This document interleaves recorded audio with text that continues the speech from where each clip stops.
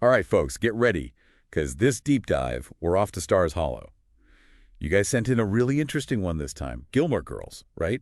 But not just, like, the show itself. You want to know about how they talk in Stars Hollow. Really fascinating stuff. Most people, they don't think about how much work goes into making dialogue sound like, a real conversation, especially in a show that moves as fast as Gilmore Girls. And let me tell you, you sent us some seriously cool research to dig into.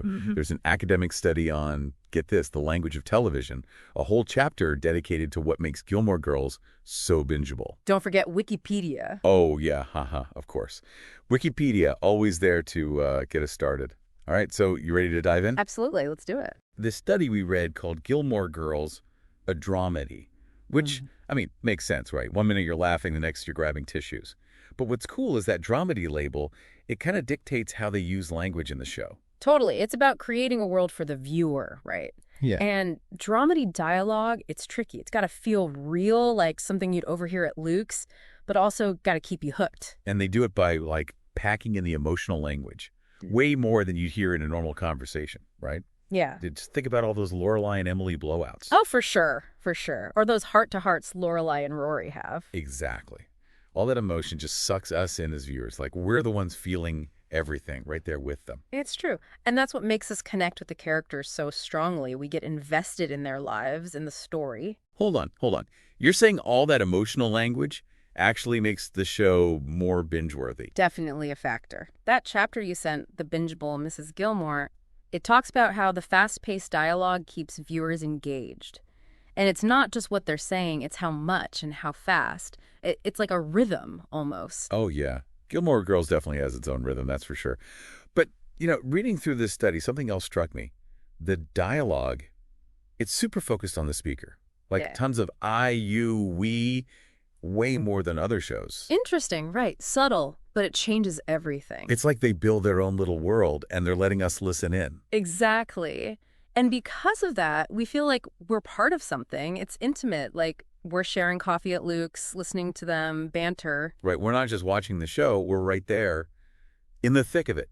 And that's dramedy for you, all about relationships, that personal touch.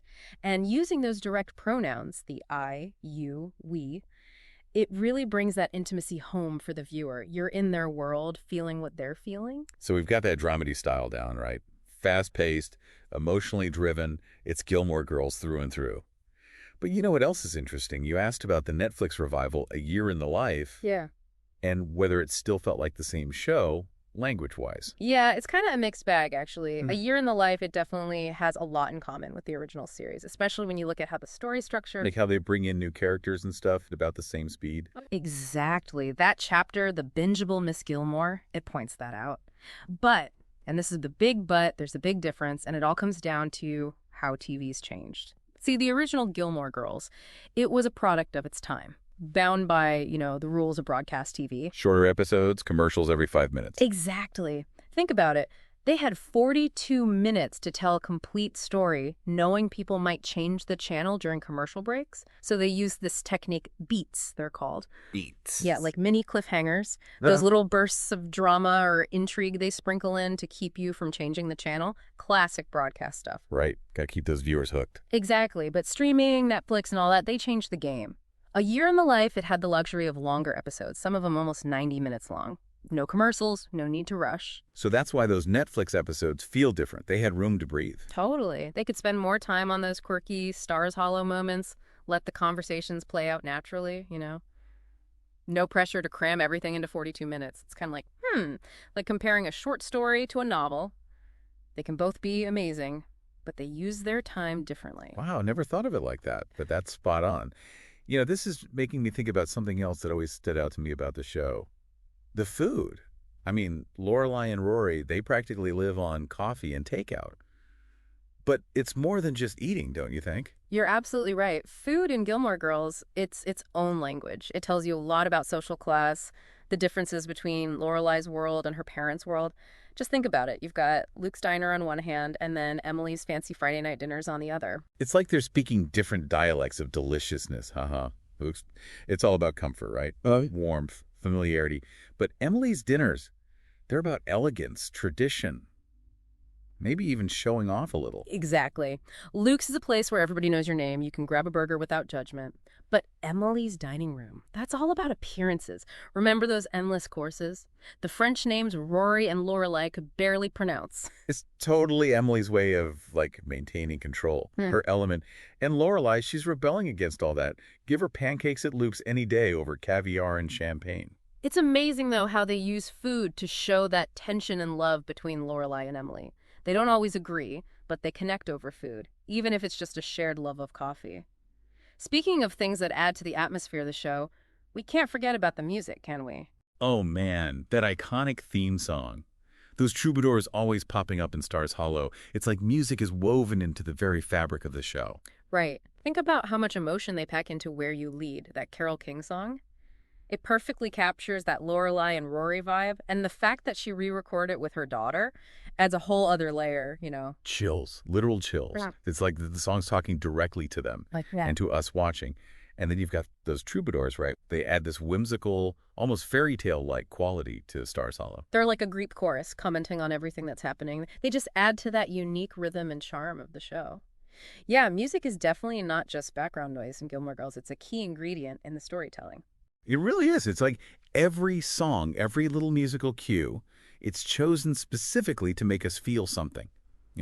Whether it's a slow song during a Lorelai and Rory heart-to-heart or something a little more quirky when Kirk is up to his usual shenanigans, it really adds something special, doesn't it? Like music itself becomes another character in Stars Hollow.